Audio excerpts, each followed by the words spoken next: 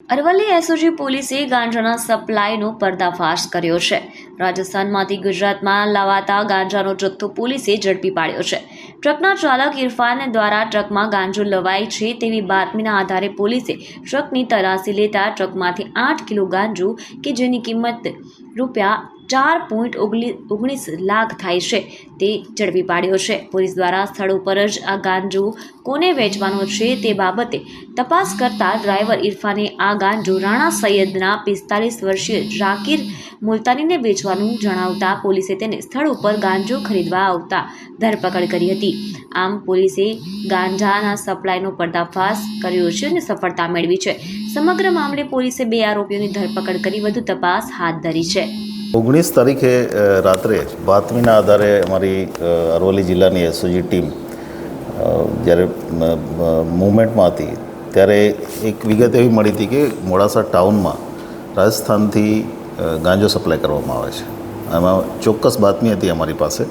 એ બાતમીના આધારે જે ટ્રક ડાઉટફુલ હતો એ ટ્રકને ચેક કરતાં એક વ્યક્તિ નામે એનો જે ડ્રાઈવર હતો ઇરફાન અને ટ્રકનો માલિક છે મોહસિન તો માલિક છે, એ ટ્રાન્સપોર્ટનો ધંધો કરે છે અને આ ઇરફાન જે છે એ એના ટ્રકમાંથી ઝડપી કરતાં 8 કિલો જેટલો 4,19,000નો ગાંજો મળેલો છે। પછી એ ગાંજો કોના માટે લાવતો હતો એ સંદર્ભે પૂછપરછ ત્યાં સ્થળ ઉપર કરતાં એણે એક વ્યક્તિનું નામ આપેલું ઝાકીર, રાણા સૈયદ ગામનો રહેવાસી છે અને આ ઝાકીરે એની પાસેથી ગાંજો મંગાવેલો। એટલે એસઓજીની ટીમે ત્યાં ફરીથી વોચ ગોઠવી અને કારણ કે ઝાકીરે ગાંજો લેવા અમુક જગ્યાએ આવવાનો હતો મોડાસામાં જ, એને કારણે થઈ અને એને ઝાકીર જેવો આવ્યો પિકઅપ ડાલું લઈને એટલે તરત ઝાકીરને પણ પકડી લીધો છે।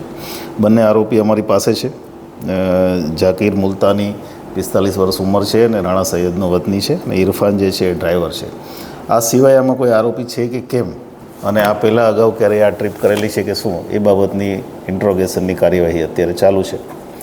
સાથે સાથે એ જ સમયે 19 તારીખે જ દિવસના સમયમાં એસઓજી પાસે ચોક્કસ એવી બાતમી હતી કે એક ખેતરમાં કોઈએ ગાંજો વાવેલો છે અને એના આધારે માલપુર પોલીસ સ્ટેશન વિસ્તારમાં એ ખેતરમાં એસઓજી ડ્રોનથી પણ અને પોતાની રીતે સર્વેલન્સ કરતા ભાવેશભાઈ મારીવાડ એણે પોતાના કપાસના ખેતરમાં ગાંજાના છોડ વાવેલા અને એ 416 ગ્રામ ગાંજો એ પણ અમે કબજે લીધો છે જેની કિંમત 24,000 થાય છે।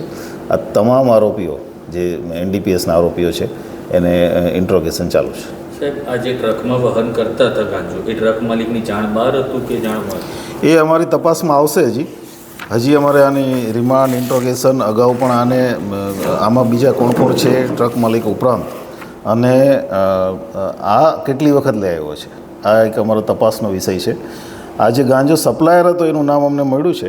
એ માણસ રાજસ્થાનનો છે, રાજસમંદ જિલ્લાનો, અને એને શોધવા માટે ટીમો અત્યારે કામ કરી રહી છે।